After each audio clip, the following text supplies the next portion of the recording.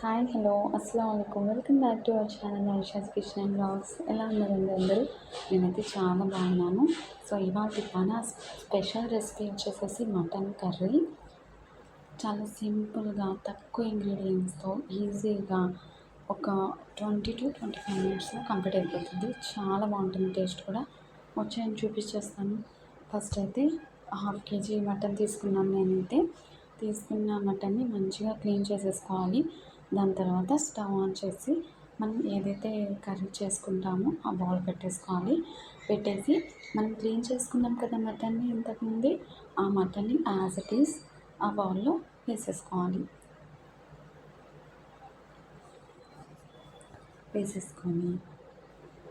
ఇప్పుడు మన టేస్ట్కి సరిపడా సాల్ట్ అండి, నేనైతే ఒక స్పూన్ వేస్తున్నాను. దాని తర్వాత హాఫ్ టీ స్పూన్ పసుపు అది కూడా వేసేసుకొని మంచిగా కలిపేసి మూత పెట్టేసాను. ఇంకా వాటర్ ఏం వేయకూడదు, ఎందుకంటే మటన్లో ఆల్మోస్ట్ వాటర్ వచ్చేస్తుంది. ఆ వాటర్ వచ్చేందుకు పసుపు వేసి కలిపి ఉడకాలన్నమాట. ఒక 3 to 4 మినిట్స్ అంతే. ప్లేట్ పెట్టేసి ఆవిరికి ఉడకనిద్దాం.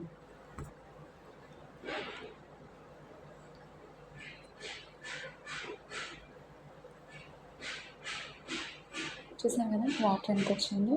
సో ఇప్పుడు మనం ఈ వాటర్ అంతా ఇంకిపోయేంత వరకు హై ఫ్లేమ్లో పెట్టిద్దాం. వాటర్ అంతా ఇంకిపోయింది కదా. ఇప్పుడు ఏం చేయాలంటే వేసేసుకోవాలి. స్పూన్తో ఒక 2 స్పూన్లు వేయండి. 2 టేబుల్ స్పూన్స్ ఆయిల్ వేసుకోవాలి. నాన్ వెజ్ కదా, ఆయిల్ వేసుకొని బాగుంటుంది అన్నమాట. 2 టేబుల్ స్పూన్స్ ఆయిల్ వేసేసుకొని ఆ మటన్ని ఫ్రై చేసేసుకోవాలి. ఆయిల్లో మటన్ని ఒక 2 మినిట్స్ బాగా ఫ్రై చేసిన తర్వాత ఒక మీడియం సైజ్ ఉల్లిపాయని ఒక 2 తీసుకొని సన్నగా తరిగి ఆ ఆనియన్స్ కూడా మటన్లో వేసి బాగా ఫ్రై చేసేయండి. ఫ్రై చేసిన తర్వాత ఫ్రెష్గా దంచి పెట్టుకున్న అల్లం వెల్లుల్లి పేస్ట్ అండి. అప్పటికప్పుడు ఫ్రెష్గా అయితే చాలా బాగుంటుంది అన్నమాట ఫ్లేవర్. సో ఒక పెద్ద స్పూన్తో అల్లం వెల్లుల్లి పేస్ట్ వేసేసుకొని ఒక 2 మినిట్స్ ఫ్రై చేయాలి, పచ్చి వాసనతో పోయేంత వరకు. నెక్స్ట్ ఏం వేయాలంటే ఎండు కొబ్బరి పేస్ట్ అండి.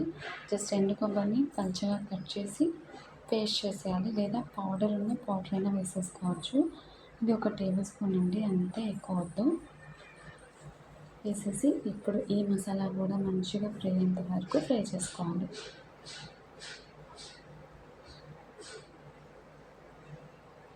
మనకి మెయిన్ పచ్చివాసన వెళ్ళి మంచి స్మెల్ అనేది వస్తూ ఉంటుందన్నమాట.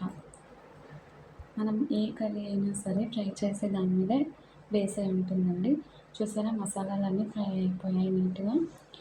ఇప్పుడు ఏం వేసుకోవాలంటే మనం నెక్స్ట్ కారం వేసుకోవాలి.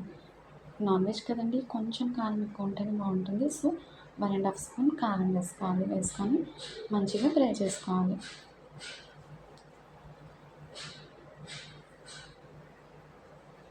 నెక్స్ట్ ఇప్పుడు ఏం చేయాలంటే, నేను తీసుకున్నది లేత మాంసం అండి.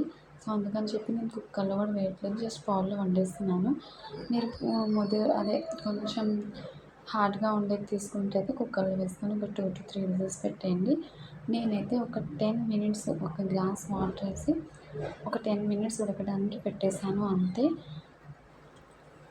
లేత మాంసం కాబట్టి ఉడికిపోతుంది. చూసారా, ఒక 10 మినిట్స్ తర్వాత ముద్ద తీసి చూస్తున్నాను. ఆయిల్ మనకి సపరేట్ అయిందంటే ఏ కర్రీ అయినా సరే కుక్ అయినట్టేనండి ఆల్మోస్ట్. ఇంకో 2 మినిట్స్ ఆ వాటర్ అనేది థిక్నెస్ చూసుకొని వాటర్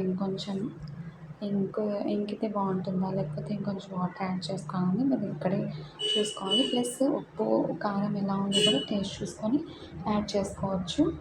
చూసారా, కర్రీ అయితే రెడీ అయిపోయింది. ఆయిల్ అంతా తేలిపోయింది అనమాట. సో నెక్స్ట్ సన్నగా తరిగిన కొత్తిమీర వేసేసుకొని చల్లేసుకొని దించేసుకోవటమే. వేడి మటన్ కర్రీ చాలా బాగుంటుంది. బగారా రైస్, చపాతీ, పుల్కా, రోటీ, వాట్ ఎవర్, సింపుల్గా చిటికెన అయిపోతుంది. నచ్చితే ట్రై చేసి ఒక కమెంట్ వదలండి. Bye bye.